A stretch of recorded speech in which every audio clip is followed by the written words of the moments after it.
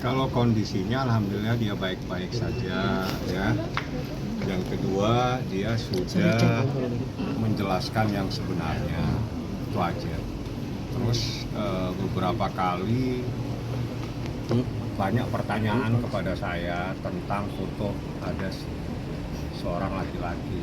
Jadi saya katakan bahwa itu terjadi pada tanggal 30 hari Kamis dan juga hari Senin. Itu foto ada saya yang foto, dan ada juga orang kepercayaan itu yang foto. Jadi jangan lagi ditanyakan bahwa itu adalah foto kapan. Itu foto yang paling baru pada tanggal 30 Januari dan hari Senin berikutnya, seperti itu. Banyak netizen yang bilang AI gitu bang. Banyak yang bilang AI gitu bang katanya. Apa itu? AI itu kayak editan gitu. Mana sama saya, kalau gimana sih? Wong itu fotonya banyak sama saya. Ada satu teman-teman wartawan itu saya pernah lihatkan itu foto. Ini siapa ya? Dan pada saat saya ada di podcast itu saya lihatkan ini fotonya, foto yang terbaru. Sebetulnya itu tuh nggak usah dipedulikan ya, yang harus dipedulikan itu adalah sekarang Laura sudah sadar ya, mau Laura foto dengan siapapun, yang penting dia sudah sadar, dia sudah tahu apa yang dia lakukan kemarin adalah salah ya, sekarang udah sadar ya sudah, mau dia foto dengan siapapun itu sudah tidak harus dipertanyakan lagi.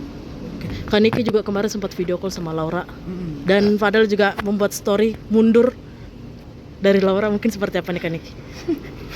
Ya harusnya si Luman itu memang harusnya sadar sedari dini ya, sebelum dia mendekati anak saya, Laura, waktu dia masih di UK. Laura kan sekolahnya di UK, kalian tahu kan? Harusnya kan dia tidak harus masuk gitu kan ke kehidupannya anak saya. Harusnya dia sudah mengencam pendidikan, dan sekarang harusnya dia sudah kuliah sebentar lagi kan. Karena masuknya si Luman ini akan hancur semua masa depannya. Tapi ya sudah, yang berlalu biarlah berlalu, masih bisa ditolong. Yang penting Lauranya juga masih punya keinginan untuk melanjutkan sekolah. Ya sudah, saya sebagai orang tua, apa yang anak saya mau selagi itu positif akan saya lakukan dan akan saya support sebagus mungkin. Kak, mungkin boleh update sedikit kegiatan Loli di sana seperti apa sih Kak? Kegiatannya banyak, dia belajar. Memang Laura ini kan seperti yang saya bilang, dia anak yang sangat pintar, IQ tertinggi, makanya dia bisa berangkat ke UK. Itu bukan beasiswa atau dibiayai negara, tapi dia ikut uji tes yang akhirnya nilainya bagus dan akhirnya bisa berangkat gitu ya. Jadi Laura sekarang di rumah yayasan ini yang swasta ini memang dia sendiri yang ingin belajar, bahkan dia pengen ada guru dari luar juga supaya dia tidak terlambat sama pelajaran-pelajaran yang kehilangan di tahun-tahun yang lalu. Niki, ngomongin soal UK tadi, katanya ingin mensekolahkan kembali Laura di luar negeri. Ya. Di tempat yang sama atau berbeda? Bagaimana Niki? Tergantung tesnya ya, karena kan lewat tes lagi, jadi tergantung. Tapi memang di sana sudah disiapkan, kalau misalkan dapatnya di UK lagi ya sudah disiapkan, ada teman baik di sana yang memang akan menjaga, atau di mana negaranya pun belum tahu. Tapi kalau dia pilihnya UK atau dia pilihnya Amerika atau dia pilihnya Eropa, ya semua ada teman yang mau membantu untuk menjaga Laura di sana. Tetap di asrama kan ini? Asrama. Lebih bersyukur nggak sih Kak Niki melihat keadaan Loli sekarang, bisa bilang jauh lebih baik Kak? Jauh lebih tenang. Bersyukur iya, memang harusnya seperti ini kan. Cuman kan dari kemarin ini banyak yang menanggulangi, apa sih kalau ikut-ikutan itu, banyak yang nunggangin. Akhirnya namanya Laura masih labil di umur-umur segitu kan, pengen tahu banyak hal, tapi dia tanyanya mungkin sama orang yang tidak tepat, atau dia didekatkan sama orang-orang yang tidak suka sama saya sebagai orang tuanya yang ingin menghancurkan lewat anaknya. Tapi sekarang kan sudah ada di genggaman, terus Laura juga semakin kesini karena Laura bisa curhat sama Bang Fahmi, dia kesalahannya, dia tahu apa yang sudah dia lakukan, dia menyesal. Karena ya mungkin namanya manusia menyesal pasti di akhir, nggak mungkin di awal kan. Dia menyesal, harusnya dia sekarang sudah kuliah gitu kan, dia punya teman-teman yang bagus dulunya, sekarang jadi seperti ini. Ya sudah, buat saya tuh apapun yang masih bisa diperbaiki ya sudah diperbaiki saja gitu. Berarti memang Kak Niki terkait rencana Laura nanti akan speak up, mungkin seperti apa nih Kak? Iya, setelah besok ya. Setelah besok. Itu memang keinginan dari Laura, sebentar. Keinginan dari Laura sendiri atau seperti apa? Apa nih satu-satu? Keinginan dari Laura sendiri atau mungkin seperti apa? Keinginan dari dia. Karena Laura ini melihat beberapa postingan orang-orang yang menurut dia kok begini ya, padahal harusnya nggak begini gitu. Jadi dia mau bicara sendiri tanpa ada paksanya kan, Bang? Akankah bertemu tatap muka dengan para media atau di video by video atau seperti apa sih nanti konsepnya secara? Itu teknis aja. Itu teknis nanti dikasih tahu. Pokoknya besok, tunggu besok. Kalau Kang Semir itu datang, ya baru akan ada press con. Tapi kan Niki, punten, kenapa harus menunggu dari F dulu untuk diperiksa baru Iya. Respon. Terus Kenapa? itu strategi aja, nggak usah dicampurin. Saya suka hari ini mau bicara besok, itu kan nggak perlu ditanya kenapa harus besok. Yang jelas ada alasannya tersendiri untuk menyampaikan sesuatu. Jadi bisa testimoni, bisa juga press con, bisa juga melalui video. Dilihatlah nanti situasinya seperti apa. Yang jelas Laura sudah kembali menjadi anaknya Nikita Mirzani, itu yang terpenting. Nanti setelah selesai preskon, apakah nanti Laura akan tinggal bersama lagi dengan Kak Niki atau membutuhkan waktu lagi untuk di rumah yayasan itu? Kalau tidak ada hambatan, dia mau melakukan ibadah umroh dengan budenya. Mungkin reaksi adik-adiknya seperti apa nih? Kakaknya akan kembali lagi. Bisa komunikasi kemarin lewat video call, ya menanyakan kabar, kakak Loli apa kabar, ya kayak gitu-gitu aja. Keinginan selain umroh apalagi sih lewat mungkin cerita? Keinginannya mah banyak, tapi kan harus dipilih-pilih mana yang bisa dijadiin kenyataan. Dan fasilitas di yang sekarang seperti apa sih mungkin yang bisa? Fasilitasnya rumah aman yang kemarin sama yang sekarang itu beda. Kalau yang kemarin kan di bawah naungan negara ya, Bang. Ya.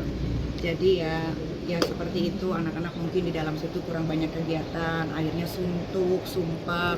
Kalau di sini kan swasta, memang bukannya sosokan, sok kaya loh pas segala macam, tapi memang Laura di situ dititipkan bayarnya juga bukan yang murah, ya 2 digit ya untuk ditinggalin di situ, belum lagi ekstrakurikulernya, belum lagi kalau dia mau melakukan kegiatan yang lain itu semua kita bayar. Terus juga manggil psikiater dari luar, dari rumah sakit yang besar itu juga bayar.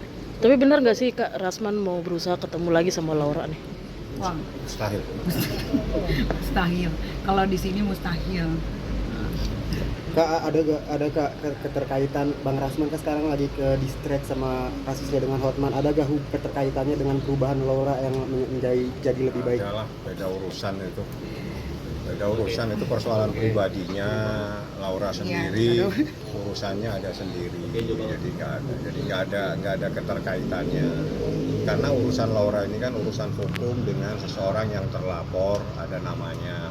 Kalau itu kan urusan pribadi dengan Hotman Paris, jadi kita nggak ada kaitannya. Tapi faktor paling besar terhadap perubahan Laura tuh Ya karena apa? pendekatan setiap hari kita ajak bicara, ada psikiater juga, ada psikolog juga, semuanya. Ya alhamdulillah kali ini memilih orangnya tepat-tepat semua. Jadi perubahannya Laura menjadi lebih baik itu cepat. Ya, dan mungkin juga ya mungkin ditaruh di tempat yang lebih sejuk, kan di atas, kan dia dekat bukit ya Bang sekarang ditaruhnya. Jadi dapat udara yang sejuk, yang seger, mungkin juga bisa membuat pikirannya jadi lebih terbuka gitu. Lebih tenang. Apakah budenya juga termasuk berpengaruh? Oh iya, Bude itu alhamdulillah salah satu orang yang